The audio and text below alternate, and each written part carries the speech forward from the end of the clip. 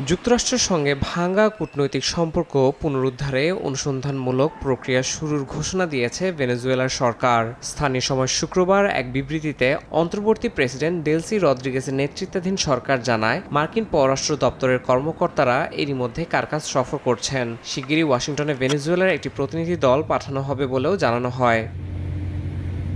এদিকে ক্যারিবিয়ান সাগরে ভেনেজুয়েলার সঙ্গে সংশ্লিষ্ট আরও একটি তেলবাহী জাহাজ জব্দ করেছে মার্কিন বাহিনী।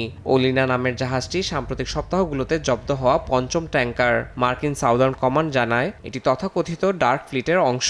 অভিযানে নৌবাহিনী ও মেরিন সদস্যরা অংশ নেন এবং ভেনেজুয়েলার জলসীমা ছাড়ার পরই জাহাজটি দখলে নেওয়া হয়।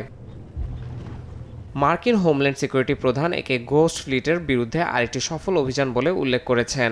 সামুদ্রিক ঝুঁকি বিশ্লেষণ সংস্থাগুলোর মতে, জাহাজটি ভুয়া পতাকা ব্যবহার করে মার্কিন নৌ অবরোধ এড়িয়ে যাওয়ার চেষ্টা করছিল।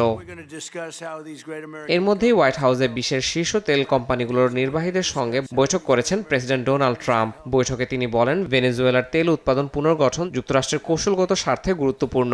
ট্রাম্প জানান, কোন কোন মার্কিন কোম্পানি ভেনেজুয়েলায় প্রবেশ করবে সেই সিদ্ধান্ত যুক্তরাষ্ট্রই নেবে। শেভরন, এক্সন মোবিল ও কনকো ফিলিপস সহ বড় তেল কোম্পানির প্রতিনিধিরা এই বৈঠকে উপস্থিত ছিলেন। মার্কিন কর্মকর্তারা স্পষ্ট করে বলেছেন, ভেনেজুয়েলার তেল বিক্রি ও রাজস্ব দীর্ঘমেয়াদে নিয়ন্ত্রণে রাখতে চায় ওয়াশিংটন, যাতে দেশটির রাজনৈতিক গতিপথ যুক্তরাষ্ট্রের স্বার্থের সঙ্গে সামঞ্জস্যপূর্ণ থাকে। ইয়াসিন মোহাম্মদ জিসান, সময় সংবাদ।